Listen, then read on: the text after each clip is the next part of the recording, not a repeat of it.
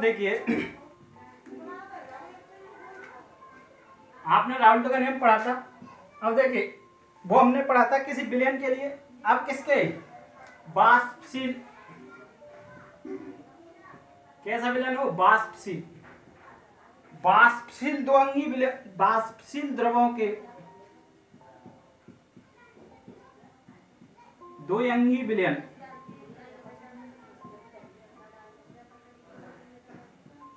के लिए, वाष्पशील द्रवों के द्वंद्वी विलयनों के लिए राउल्ट का नियम। देखिए आपने राउल्ट का नियम पढ़ा था। क्या पढ़ा था कि आपेक्षिक बाष्प दाब अवनमन विलय के मूल अंश के समानुपाती होता है। लेकिन वो विलयन कैसा था, विलय ब्लैक का था। यहाँ पर विलयन कैसा, वाष्पशील द्रव, यानी वो वाष्पित हो सकता है द्रवों का है। कैसा, द्वंद्वी विलयन है द्रवों का, यानी द्रव को द्रव में मिलाने पर क्या बनेगा, द्वंद्वी विलयन। ठोस को ठोस में मिला दो तो द्वंद्वी विलयन कहलाएगा, गैस को गैस में मिला दो तो द्वंद्वी विलयन कहलाएगा। लेकिन यहाँ पर वाष्पशील द्रवों के द्वंद्वी विलयनों के लिए, वाष्पशील द्रवों के द्वंद्वी विलयनों के लिए बात कर रहे हैं। किसके लिए, वाष्पशील द्रवों, तो द्रवों के द्वंद्वी विलयनों के लिए बात करेंगे। तो देखिए हमने क्या पढ़ा था अभी, यहाँ पर क्या होता है, देखिए वाष्पशील द्रवों यानी दोनों द्रवों के जो घटक होते हैं, दोनों द्रवों के जो घटक होते हैं, वाष्पशील द्वंद्वी विलयन मतलब दो विलयन में क्या होंगे, दो पदार्थ होंगे, वो दोनों कैसे होंगे, वाष्पित होंगे, प्लस दोनों क्या होंगे, द्रव में होंगे। अब उन दोनों का जो होता है क्या होता है, आंशिक दाब, वो समानुपाती होता है किसके, मूल अंश के समानुपाती होता है। तो यहाँ पर देखिए इसकी परिभाषा कैसे लिखेंगे, स्थिर ताप पर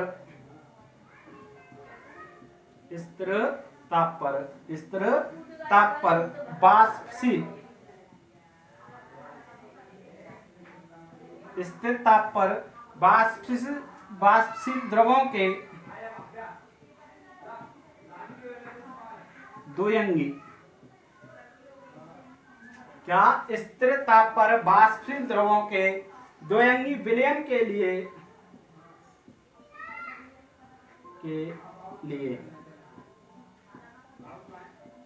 स्थिर ताप पर वाष्पशील द्रवों के द्वंद्वी विलयनों के लिए। अब द्वंद्वी विलयन है तो दो विलयन होंगे, इस विलयन में मतलब दो पदार्थ होंगे, द्वंद्वी विलयन है, दो पदार्थों में मिला हुआ विलयन क्या कहलाएगा, द्वंद्वी विलयन कहलाएगा। तो विलयन के लिए प्रत्येक घटक का मतलब दोनों का, प्रत्येक घटक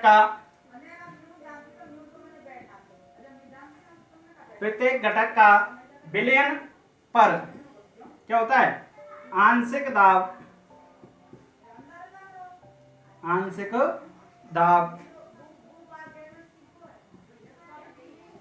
विलयन के क्या है, मूल अंश के, या तो ऐसे आंशिक दाब उसके मूल अंश के, क्या बोला, विलयन के लिए प्रत्येक घटक का विलयन पर आंशिक दाब उसके मूल अंश के या विलयन के मूल अंश के समानुपाती होता है।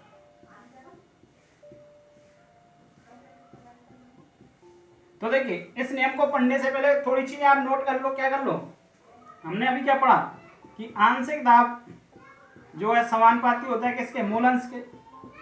ये अभी हमने इससे पढ़ा, हिंदी नियम से भी पढ़ा।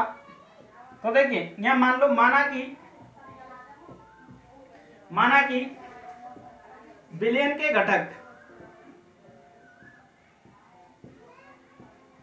क्या कहा था मैंने, स्थिर ताप पर वाष्पित द्रवों के द्वंद्वी विलयन के लिए, स्थिर ताप पर, जैसे कोई ये देखिए द्वंद्वी विलयन का मतलब क्या है, ये कोई जिसमें जैसे हमने डाल दिया, पहले पानी डाल दिया, फिर क्या डाल दिया, फिर दूध डाल दिया, तो दोनों ही क्या द्रव है, दोनों आपस में मिल जाएंगे, तो ऐसे विलयन को क्या कहेंगे, द्वंद्वी विलयन कहेंगे। और ये दोनों क्या वाष्पित भी हो जाएंगे। तो वाष्पित द्रवों के द्वंद्वी विलयनों के लिए प्रत्येक घटक का जैसे पानी का और किसका, दूध का, पानी का और दूध का, प्रत्येक घटक का विलयन पर आंशिक दाब जो होगा वो किसके, विलयन के मूल अंश के क्या होगा, समानुपाती होता है। अब विलयन आंशिक दाब समानुपाती है मूल अंश के, तो हमने देखिए विलयन के जो घटक हैं, अभी हमने दूध पानी माना, इसी प्रकार हम इनको क्या कर लेते हैं, मान लेते हैं कि माना कि विलयन के दो वाष्पशील घटक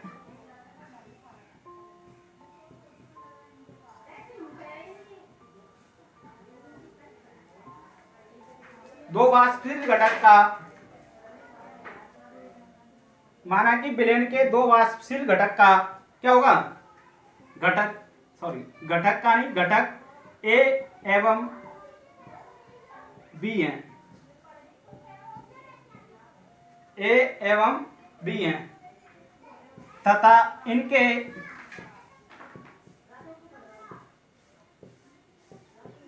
मोल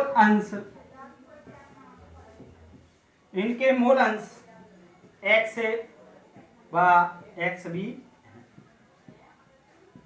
तो देखिए यहां से आपका क्या निकलेगा, आंशिक दाब क्या है P। अब A माना इनको, तो पहले के लिए ऐसे देखो, A घटक के लिए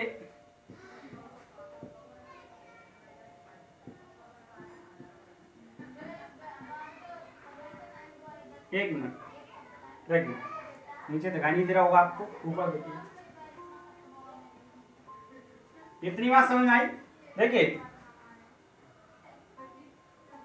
हमने आपको क्या दिखाया कि यहां पर देखिए जो आपका आंशिक दाब समानुपाती मूल अंश के, तो हमने विलयन में जो घटक है वाष्पशील वो क्या है, ए और बी, जैसा भी समझाया दूध और पानी, इनके मूल अंश क्या मान लिए एक्स ए और एक्स बी। तो हम क्या कह रहे हैं, ए के लिए, ए घटक के लिए क्या होगा, ए घटक के लिए क्या होगा, आंशिक दाब समानुपाती मूल अंश, तो आंशिक दाब क्या होगा P, और A के लिए तो A समानुपाती मूल अंश, A के मूल अंश कितने हैं, x है, P A बराबर क्या आ जाएगा, P0 A इंटू एक्स है। अब देखिए ये क्या है, एक कांस्टेंट है, ये क्या है P0 A क्या है, या P0 A क्या है, वाष्प दाब, किसके लिए, वाष्पशील द्रव के लिए। इसी प्रकार देखिए B घटक के लिए,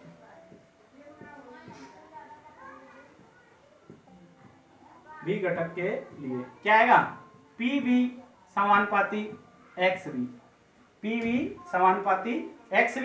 अब देखिए यहां से क्या आएगा, PV बराबर P0B या P0B इंटू XV। ठीक, देखिए हमने पिछली कक्षा में पढ़ा था, क्या पढ़ा था,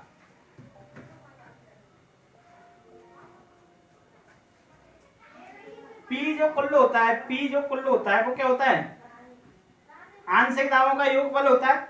P कुल्ल होता है, क्या होता है, आंशिक दाबों का योगफल। आंशिक दाब क्या है, P A प्लस PV।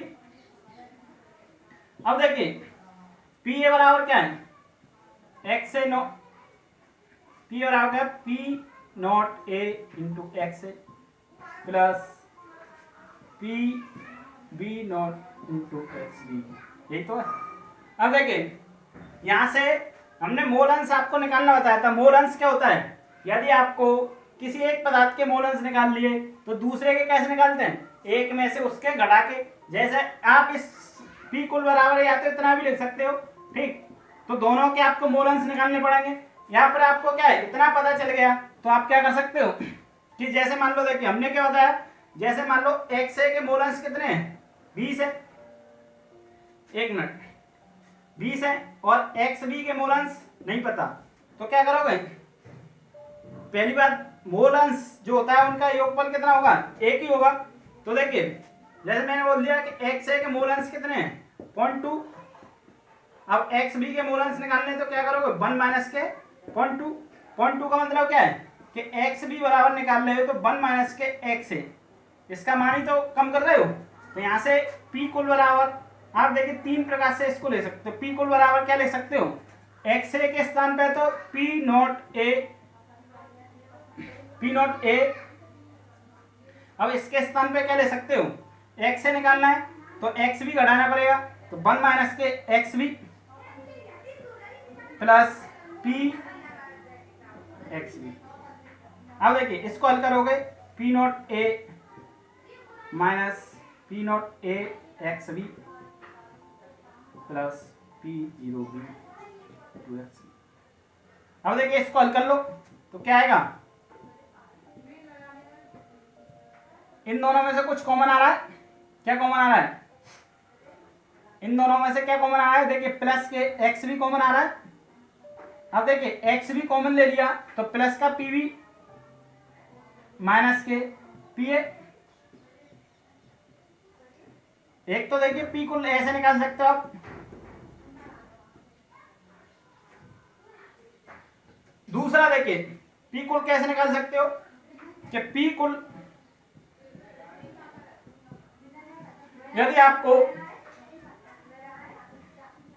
इसका पता है, किसका, एक आंशिक पता है, तो बी में से क्या करोगे, बी का निकालने के लिए 1 माइनस के एक्स है तो बी का पता चल जाएगा। अब इसको हल करोगे तो क्या आएगा, P A into x A plus P B minus के पी बी माइनस एक्स।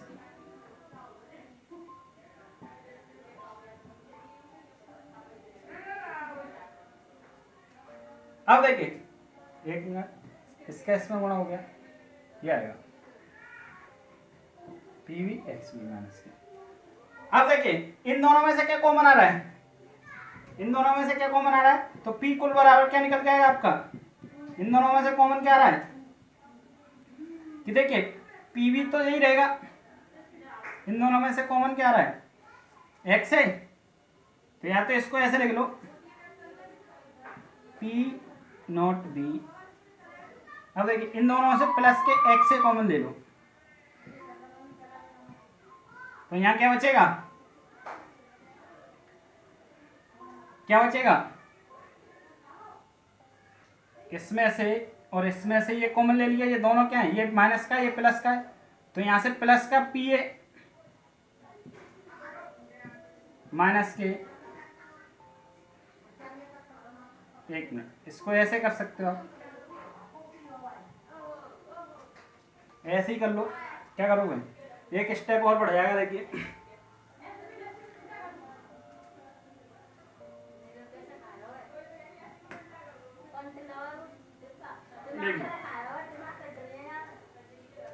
इनमें से क्या करोगे आप, इन दोनों में से क्या करोगे, एक्स से कॉमन लो, तो एक्स से कॉमन लोगे तो यहां से क्या बचेगा, पी नॉट ए, ये प्लस का, यहां से माइनस का पी नॉट बी, अब माइनस के पी नॉट बी, ये पी को,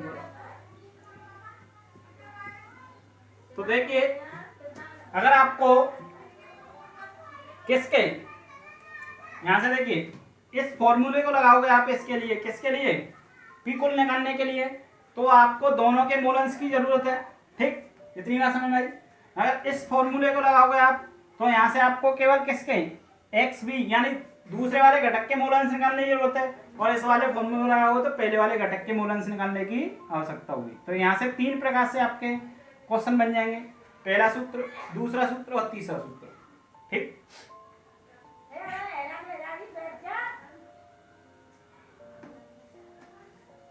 ये तो आपको पता ही होगा, पी कुल बराबर P A plus P B क्या होता है, डाल्टन के आंशिक दाब के नियम के अनुसार होता है, हमने द्रव अवस्था चैप्टर में पढ़ा था 11th क्लास में।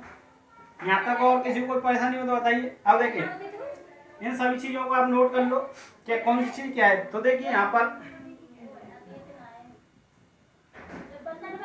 पी ए क्या है, पी ए क्या है, द्रव ए का आंशिक दाब, पी बी क्या है, द्रव बी का आंशिक दाब, ठीक। अब देखिए पी नॉट ए क्या है, द्रव ए का वाष्प दाब,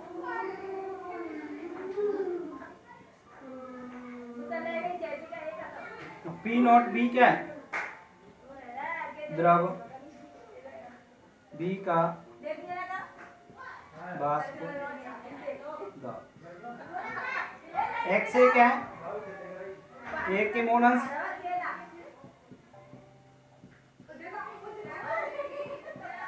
और एक्स बी क्या है? बी के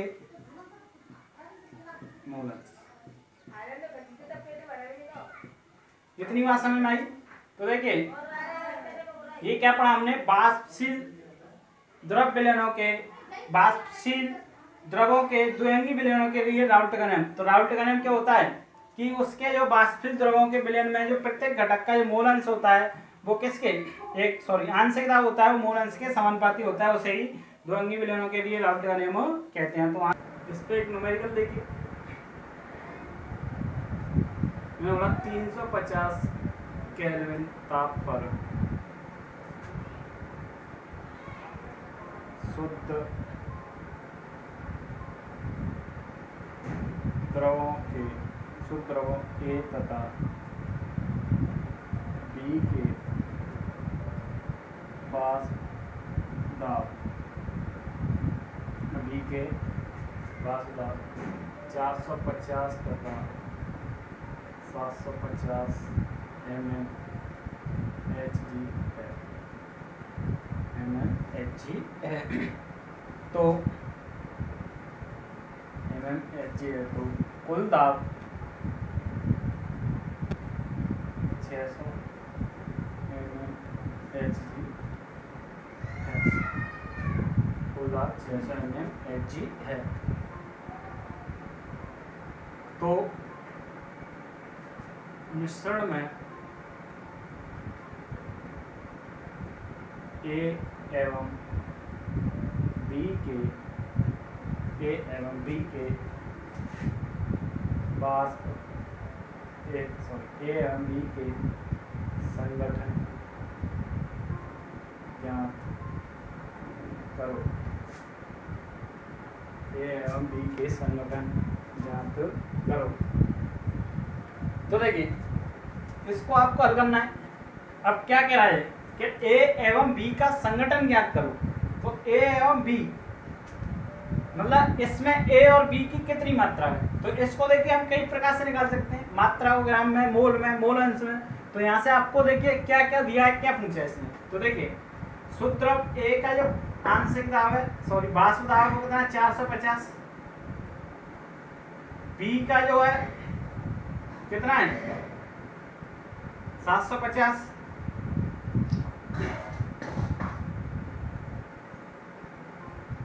बी कुल कितना है?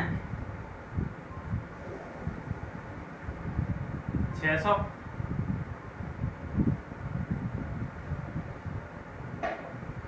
तो देखिए यहां से ए एवं बी का संगठन ज्ञात करना है।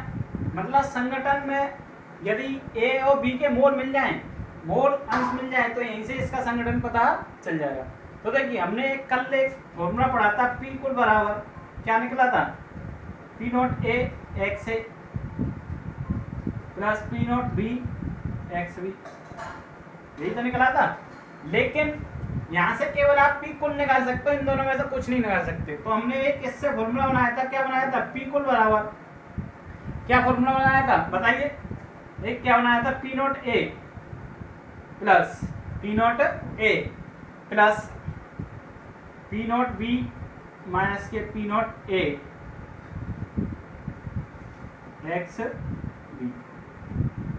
पी कुल एक क्या बनाया था? P not B plus P not A minus P not B X A. इस प्रकार से तीन फॉर्मूले बनाए थे। इनमें से इन दोनों में से किसी में भी मान रखो तो आपको ए एवं बी का संगठन पता चल जाएगा। तो देखिए पी कुल बराबर क्या फॉर्मूला निकल के आया? पी कुल बराबर P not A B minus A और एक्स बी। तो यहाँ से एक्स भी पता चल जाएगा और यहाँ से एक्स ए। तो यदि आप देखिए मोल अंश क्या होता है? पी कुल कितना दिया है? 600। पी ए कितना दिया है? 450। पीवी कितना दिया है 600 750 माइनस पी है 450। इसको हल करोगे 600 बराबर 450 प्लस 150, सॉरी इसको घटाओ 0 0 300 x। तो यहाँ से x भी बराबर देखिए क्या आएगा 300 x भी बराबर क्या आएगा 150। x भी बराबर इसको हल करोगे तो क्या आएगा 150 बट्टे 300, इसको हल करोगे 0.5। तो यहाँ से देखिए मिश्रण में ए का संगठन, सॉरी किसका निकला बी का संगठन कितना निकला है 0.5। तो ये एक्स बी का मोलंस, और हमने क्या बताया था कि यदि किसी मिश्रण के कितने भी पदार्थ को लेंगे उसका मोल अंशों का योगफल होता है वो कितना होता है 1 होता है। दूसरे का निकालने के लिए क्या करेंगे हम मिश्रण में ए का संगठन क्या करेंगे 1 में से इसको माइनस कर दोगे तो 0.5 मिल जाएगा। ये हो गया दूसरा आंसर। अब देखिए यहाँ तक तो इतना ठीक है, लेकिन यदि इसने कह दिया कि वाष्प अवस्था में संगठन बताइए, ज्ञात करो या बताओ, ज्ञात करो वाष्प अवस्था में संगठन ज्ञात करो। तो देखिए इसके लिए आपको क्या करना पड़ेगा, हमने डाल्टन के नियम से पढ़ा है क्या होता है P बराबर P कुल इंटू मोलंस। अब देखिए मोलंस किसके लिए निकाल लो A के या B के, अगर P A ले रहे हो तो P कुल और X से। अब देखिए यहाँ से X से ये वाष्प अवस्था के लिए बता रहा हूँ, वाष्प अवस्था में ये वाष्प अवस्था से पहले के, तो देखिए X A बराबर क्या आएगा P A P कुल। क्या आपको यहाँ पर आंशिक दाब का मान दिया हुआ है, नहीं दिया। तो देखिए हमने अभी राउल्ट के नियम में ही पढ़ा था, क्या पढ़ा था कि आंशिक दाब जो है समानुपाती होता है किसके मोलंस के। तो पी ए बराबर क्या आया था यहाँ से पी नॉट एक्स ए, तो इसके स्थान पे क्या रखोगे P not x A upon P कुल। तो देखिए यहाँ से एक्स ए बराबर पी नॉट ए के लिए कितना दिया है 450, एक्स से कितना है वाष्प अवस्था से पहले 0.5 अपॉन पी कुल कितना है 600। इसको हल करोगे आप, देखिए इस 0 से 0 गया, 5 से 12 बार गया, ये कितना आएगा 4.5 अपॉन 12, ये तो आएगा 4.5 अपॉन 12। देखिए इससे गया 5 से ये 0.1 से ये ठीक। अभी 3 से देखिए क्या हुआ, 3 से ये आया 15 1.5, 3 से 4, तो x से बराबर क्या आ गया 15/40 कर लो, इसको पॉइंट लगा हुआ 0 बड़ा हुआ। अब देखिए ये कितना होगा 150, 150 में कितनी बार जाएगा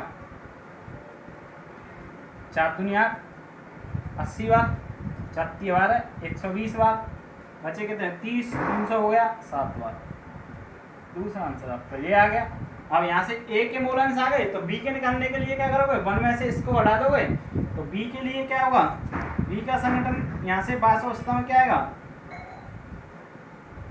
1 माइनस के 3 7 बराबर 3 6 आंसर। इतनी बात समझ में आई। इसके बाद हम चलते देखिए आदर्श विलयन।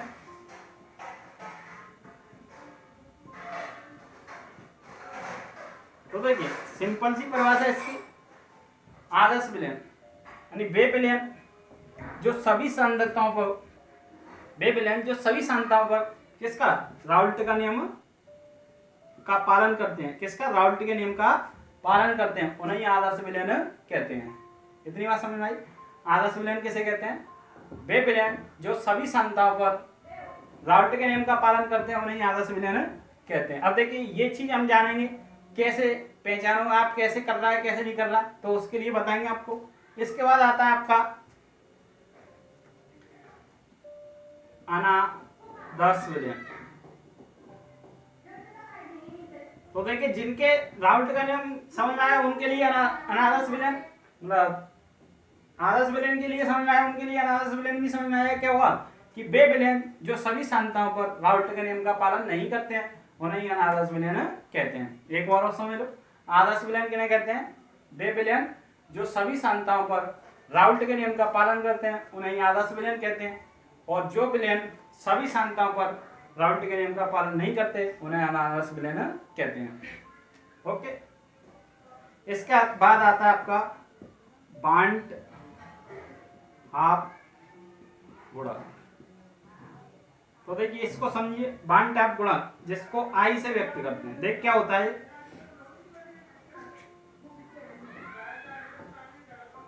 किसी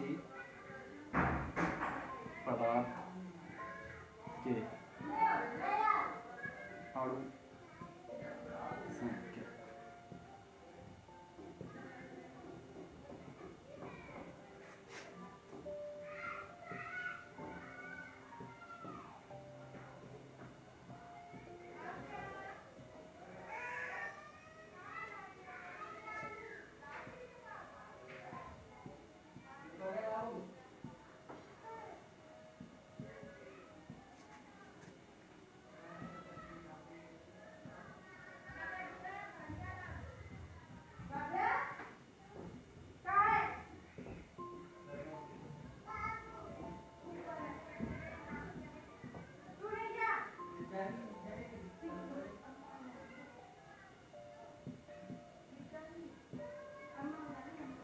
देखिए बांट हाफ गुणांक आई।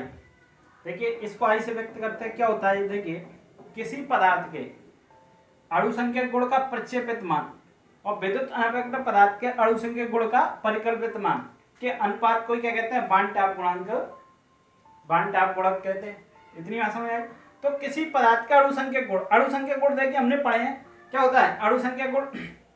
वाष्पदाब, उन्मूलन, पराशर दाब, क्वथना गुणन, हिमांक उन्मूलन। तो उनके किसी एक गुण का प्रक्षेपित मान जो आपको दिया है और उसका जो है वो पदार्थ कैसा होना चाहिए? विद्युत अनपगट्य के लिए अणु संख्यक गुण का परिकल्पित मान, मतलब उसका जो परिकल्पित मान, चाहे आपका पराशर दाब हो, वाष्प दाब हो या क्वथना गुणन, इन दोनों के अनुपात को ही बांट हाफ गुणांक कहते हैं। तो यहाँ से इसकी परिभाषा समझ में आई। तो देखिए कैसे लिखोगे, किसी पदार्थ के विलयन का, किसी पदार्थ के विलयन का, किसी पदार्थ के विलयन का अणु संख्यक गुण का, किसी पदार्थ के विलयन का अणु संख्यक गुण का प्रक्षेपित मान और अणु संख्यक गुण का प्रक्षेपित मान और उसके अणु संख्यक गुण के परिकल्पित मान के अनुपात को ही बांट हाफ गुणांक कहते हैं। इतनी बात समझ में आई।